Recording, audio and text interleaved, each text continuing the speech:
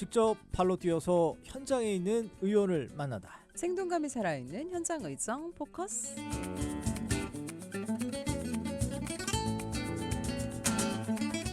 네, 민자영 리포터 자리했습니다. 안녕하십니까? 네, 안녕하세요. 현장 의정 포커스 민자영입니다. 네, 저희 마이크 올라가기 전에 여러 가지 이야기 나눴는데 추석 연휴 고생 많으셨습니다. 감사합니다. 아 진짜 우리 또 많은 방송에서 종사하시는 분들이 많이 잘 쉬지 못해요, 그죠? 네, 내일만 기다리고 있어요. 그러니까. 오늘 기분 좋게 왔습니다. 그래서 알겠습니다. 오늘도 현장 의정 포커스 함께할 텐데 오늘은 어떤 분의 이야기 함께할까요? 네, 오늘은 더불어민주당 경기도 고양시 제5선거구 명재성 의원의 이야기 함께 나눠보도록 할 텐데요. 요즘 참 사회적으로 갈등이 일어나는 곳들이 많습니다. 뭐 남녀 간의 갈등, 젊은 세대와 노년층의 갈등 등등 굳이 사회적인 문제가 아니더라도 사소하게라도 이 갈등에 직면하는 일이 참 많은데요. 두 분을 끌어오르게 만드는 갈등들은 혹시 어떻게 있는지 좀 궁금한데요. 네, 어떤 게 있으신가요? 뭐 우리들을 끌어올리는 갈등이요? 왜 꼭 우리 둘로 해? 네. 뭐가 있을까요? 뭐 많죠. 뭐. 하다못해 우리 3부에 음식 얘기했지만 네. 메뉴 정할 때도 약간 그럴 수 맞아요, 있고 맞아요. 아니면은 이런 세대 갈등 같은 거 요즘에 사실 많기는 많죠. 맞습니다. 그렇다면 이 31개 시군이 모여있는 경기도 안에서 일어나는 갈등은 또 얼마나 많을까요? 참 다양한 문제들이 발생하기 때문에 이러한 것들을 해결하기 위해서 경기도 의원들 또한 의정활동에 박차를 가하고 있을 텐데요. 그중에서도 시민들이 가장 크게 와닿는 것이 환경적인 문제로 겪게 되는 피해들이고요. 그리고 그 피해를 줄이기 위해서 혹은 사라지게 만들기 위해서 갈등이 벌어지고 있습니다. 이 명재성 의원은 원인 제공자와 경기도민의 갈등을 해소하기 위해서는 지금보다 더욱 적극적으로 경기도가 나서야 할 때라는 생각이 들어서 이 경기도의 역할을 강조하고자 하는 의정활동을 시작했는데요. 계속해서 명재성 의원의 설명으로 들어보시죠. 워낙 시군별로 이해관계가 많기 때문에 사실은 조정이 안 되고 분쟁이 야기되고 또 시민들 간의 갈등이 있기 때문에 이것을 경기도 마청인 경기도가 조정을 해달라 그런 게 있고요. 둘만에 싸울 때는 한 사람이 중재를 해줘야 되는 거거든요. 개인 간에도 마찬가지잖아요. 싸울 때는 누가 싸우는 말리는 사람이 있어야지 말리는 사람이 없으면은 계속 싸움만 하다 마는 거죠. 그러니까 결국은 잘못해서 행정소송도 가는 거고 법적으로 하는 건데 그 전에 요거 중재를 해서 해결을 해야 된다는 게 가장 중요한 거거든요.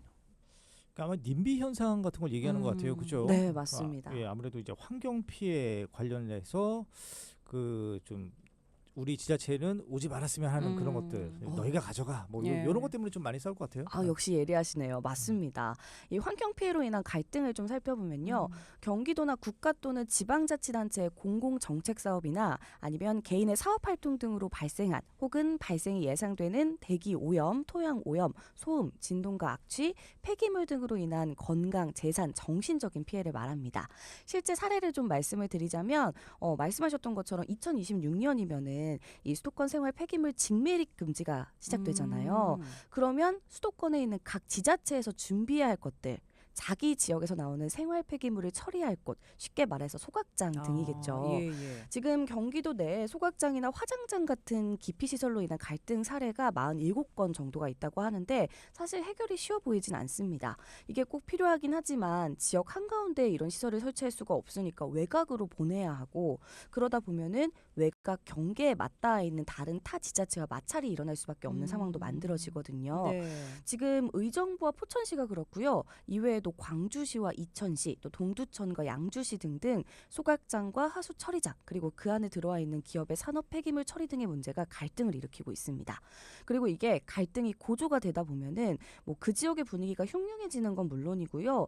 행정소송이나 민형사 재판으로 가게 되는 경우가 많은데요. 예. 그러다 보면은 이 재판 누구 돈으로 하겠어요. 그치. 또 여기 있는 예산이 또 잡혀서 나가겠죠. 그럼요. 그러면 불필요한 사회적, 경제적 손실이 발생을 하게 됩니다. 그래서 가급적 법에 의한 것보다는 대화와 타협으로 풀어내는 게 중요한 과제인데요. 이 때문에 경기도의 역할이 중요해지는 거죠. 그러니까 필요한 시설인 건 알지만 우리 지역엔 없었으면 좋겠다. 약간 여기에서 나오는 갈등인 것 같고 어쨌든 중요한 거는 경기도가 그럼 어떻게 중재를 할지 문제를 어떻게 풀어나간대요? 일단은 뭐 내가 갖기 싫은 게 있으면 또 갖고 싶은 것도 있어야 되니까 그 시설을 수용할 정도의 당근을 제공을 해야겠죠. 근데 만약에 이걸 기초 지자체만의 일로만 남겨둔다면 계속해서 평행선을 달릴 수밖에 없어요. 내가 원하는 것만 밀고 나갈 테니까. 그렇죠. 그리고 뭔가 두 지자체에 협의할 일이 있다고 하더라도 이걸 적절하게 중재하는 역할을 누군가 해줘야 하고 이 시군 단위의 일이 아니라 경기도 자체의 지원 등이 필요한 해결 방안이 생긴다면은 이걸 사실은 또 이거 해도 돼요? 물어봐야 되고 그러면 또 결제 받고 처리하는 데만 시간이 굉장히 오래 걸리잖아요. 네. 그래서 이런 몇 번의 의사결정 과정을 거치지 말고 바로 경기도가 그 갈등 주체들의 협상 테이블에 앉아서 조정을 해주고 줄 건 주고 받아올 수 있는 거는 서로가 적절히 타협해서 받아올 수 있게끔 하자는 것이 갈등 중재자로서 기대하는 경기도의 역할입니다. 계속해서 명재성 의원입니다. 일단 이 갈등을 해결을 하려고 그러면은 양시간에 첨예한 사항이 있으면은 양 당사 간에 단근이 있어요. 단근. 예를 들어서 소각장을 어느 시군에 설치한다 그러면은 주민 편의시설을 그냥 진짜 주민이 만족할 수 있도록 설치를 해준다든지 그 설치하면 설치 비용을 또 다른 시군에서는 더 많이 한다든지 예를 들어서 뭐 지하철이 이 시군에서 끊겼는데 다른 시까지 연장을 해서 주민이 혜택을 본다든지 이런 사항을 중재를 해야 되는 거예요.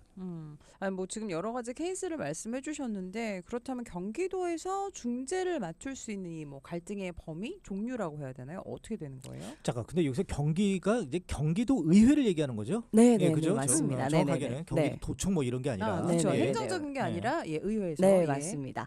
네, 일단 세 가지 경우가 있습니다. 이해 당사자 등이 2개 이상의 시군에 해당하는 문제에서 해당 시군이 모두 갈등 조정을 요청했을 때 그리고 경기도민들 간의 갈등이 발생했는데 해당 시군이 갈등 지원 요청을 하는 경우 그리고 국가나 경기도 위에 지방자치단체가 추진하는 공공정책으로 발생한 환경 피해로 해당 시군이 요청한 경우 이렇게 있는데 들어보시면 아시겠지만 해당 시군이 요청을 해야 한다는 단서가 있잖아요. 때문에 개인의 자격으로 이제 중재를 신청할 수는 없고요. 일단 개인이 해당 시군에 민원을 넣고 지자체에서도 경기도의 중재가 필요하다라고 판단이 되면 신청을 넣어서 중재를 요청할 수 있습니다.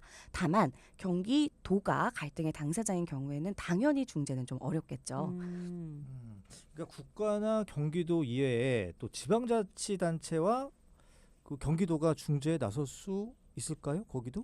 저도 사실 이게 좀 많이 궁금했는데요. 사실 이게 명재성 의원이 경기도의 중재자 역할에 관심을 갖게 된 게 명재성 의원의 지역구 고양시에서 발생하는 다양한 환경 피해와 관련한 갈등 때문이었어요. 네. 고양시가 서울과 인접해 있잖아요. 근데 여기에 난지물 재생센터, 벽제 화장터 등등 서울과 끊임없이 분쟁이 발생하는 곳들이 좀 많다고 해요. 근데 아무래도 기초지자체와 강역지자체 협상이 이뤄지다 보니까 고양시가 좀 번번이 밀리기도 하고요. 통보에 가까운 강요를 받을 때도 많다고 합니다. 예. 계속해서 이야기 들어보시죠. 예를 들어서 기피소를 고양시 인근에 바로 바짝 붙여가지고 서울시에 설치하는 경우가 있거든요. 그다음에 서울시 인근에 이제 은평구가 그냥 고양시하고 바로 맞닿아 있어요. 근데 거기도 자원재생 시설을 또 설치하고 상암중에도 소각장을 더 증설하는 경우가 있거든요. 그래서 주민들하고 계속 고양시하고 서울시하고 이 상대를 하다 보니까 안 되는 거예요. 소각장이나 그 환경 관련 업무는 도 단위에서 시군에서 하는 거고 그다음에 광역 같은 경우는 광역시에서 하는 거거든요. 이제 하는 주체가 틀리잖아요. 그러니까 광역 쪽에서는 기초에서 하는 거에 대해서는 좀 우습게 보는 경향이 있어서 그래서 맡은경인 고양시 광역단체단체가 우리 시군의 의견을 들어서 직접 좀 피하를 해야지만이 광역 대 광역으로 사태 해결을 빨리 할 수 있다는 그런 논리죠. 네. 이 서울시에서는 고양시를 협상 파트너까지 인정하지 않는 분위기라고 해요. 때문에 고양시 주민들은 이야기조차 꺼낼 수 없는 분위기에 상당히 들끓고 있는 상황인데 그렇기 때문에 경기도가 좀 적극적으로 나서서 협상의 여지라도 가져왔으면 좋겠다. 이렇게 주문을 하고 있는 상태입니다. 네. 이 외에 다른 문제들에 있어서도 광역과 기초 지자체 체급 차이가 좀 있잖아요. 이걸 좀 쉽게 설명을 해드리자면 두 회사에서 협력을 통해서 하나의 프로젝트를 하고 있는데 어느 한 회사는 과장이 나오고 한 회사는 사원이 나왔어요. 이거 중요해요. 네. 급을 맞춰야 돼. 그렇죠. 예. 그러면 사실 과장 입장에서도 사원 입장에서도 협의를 해나가는 과정이 쉽진 않겠죠. 한편으로는 또 줄 건 주고 받을 건 받자라는 마인드라고 하더라도 최종적으로는 더 윗선 사장의 결재를 받아야 일이 진행되는 거잖아요. 그게 아니면 또 시간을 보내야 하니까 그러니까 바로 일이 진행되고 결론을 도출할 수 있는 선에서 논의를 하고 사회적인 경제적인 손실을 줄이자는 거죠.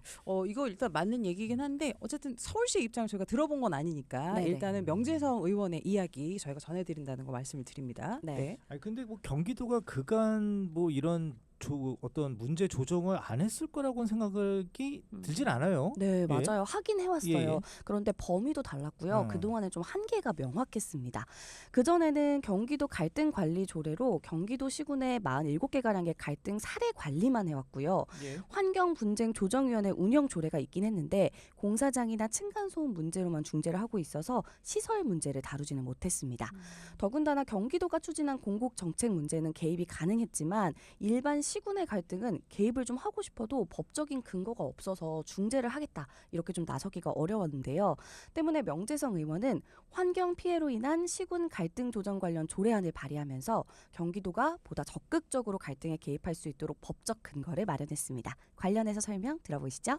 조례는 크게 이제 세 가지로 나눌 수 있습니다. 이제 도지사 책무로 해서 도지사는 이제 환경 갈등을 예방하기 위해서 이제 갈등 계획을 수립하도록 돼 있고 사안별로 이제 갈등 영향 분석을 또 실시하도록 했습니다. 그리고 두 번째는 이 환경 피해 갈등 관리 위원회를 만들고 또 사안별로 소음이나 진동이나 각종 이제 민원에 대해서 갈등 조정 실무 협의회에서 먼저 사안을 해결할 수 있도록 그런 운영위원회를 하나 만들었고요. 협의회를. 세 번째는 이제 갈등 조정을 할 때 어떤 식으로 하냐 절차를 규정하는 그런 것을 명시를 했습니다. 그렇군요. 아니 특히 이 환경 피해 갈등 이게 또 직접적으로 거기 또 사시는 시민분들에게 피해가 가는 경우들이 많잖아요. 그러다 보면은 대립도 심각해지면서 해결이 참 어려운 경우도 많고 양측의 입장이 있다 보니까 이런 게 참 쉽지 않을 것 같습니다. 네, 맞습니다. 명재성 의원도 그 점을 이미 좀 생각을 하고 있더라고요. 때문에 우선은 각 지방자치단체가 신뢰를 회복해야 함을 강조했는데요. 여전히 많은 지자체가 사업을 추진하다 보면 어떤 공론화의 과정을 거치기보다는 좀 생략이 돼서 인접 지자체의 동의를 구하려고 하는 경우가 많다고 해요. 협의하는 과정들이 좀 시끄럽기도 하고 좀 난리가 나는 경우도 많기 때문인데 이 공론화의 과정이 반드시 좀 필요하거든요. 때문에 서로의 신뢰 회복을 위해서 더욱 적극적으로 귀를 열고 인접 시군과도 이야기를 나눠보는 시간이 꼭 필요하다고 강조했고요. 다음으로는 함께 상생할 수 있는 방안 또 아이디어를 도출해야 합니다. 지금 가장 갈등 사례가 많은 소각장, 이게 외국에서는 소각장이 어떤 기피 시설이라기보다는 그 위에 하나의 공원을 조성을 해서 부근의 주민들이 함께 즐길 수 있는 공간이 되었다고 하는데요. 네. 우리 지자체 주민들만을 위한 곳이 아니라 이 타 시군, 인접 시군에 살고 있는 시민들도 함께 혜택을 받을 수 있는 방안이 무엇인지, 그리고 실제로 그 혜택을 함께 받으면서 주인의식을 느낄 수 있도록 해주는 게 궁극적으로 모두가 상생할 수 있는 방법이다라는 설명을 덧붙였습니다. 그리고 이제 조례를 발의하면서 경기도의 역할이 처음으로 시작되는 만큼 부족한 부분들을 찾아가며 실제로 갈등을 해결함에 있어 도움이 될 수 있도록 노력하겠다고 밝혔는데요. 계속해서 이야기 들어보시죠. 지금 초기다 보니까 이런 문제가 있음에도 불구하고 지자체에서 좀 그 신청이 얼마나 될란가 모르겠습니다. 그래서 그 이런 부분에 대해서는 좀 경기도 현안 사항에 대해서 직접 적극적으로 중재할 수 있도록 그 지자체를 설득하고 그런 절차가 필요할 것 같고 조례를 주민들한테 홍보를 많이 해서 우리 지역 민원회에서는 지자체에서 좀 적극적으로 나서라. 그래서 경기도 중대를 받아라. 그런 홍보가 좀 중요할 것 같습니다. 제가 이 의회 취재를 하다 보면은 실제로 경기도 의원들의 의정 활동이 이전에 실제 일을 하면서 혹은 생활하면서 느꼈던 불편함, 갈등들에 대해서 보다 더 나은 해결 방안을 찾기 위한 노력들이 빛을 발할 때가 많더라고요.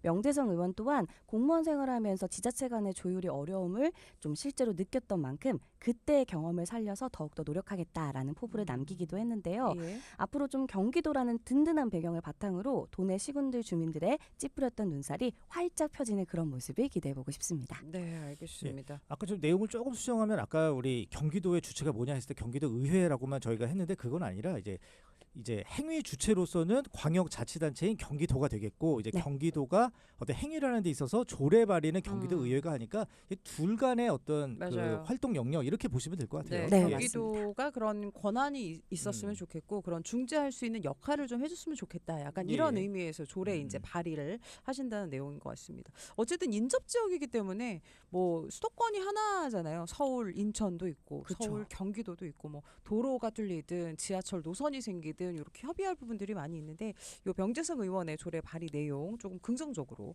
많이 좀 역할을 했으면 좋겠습니다.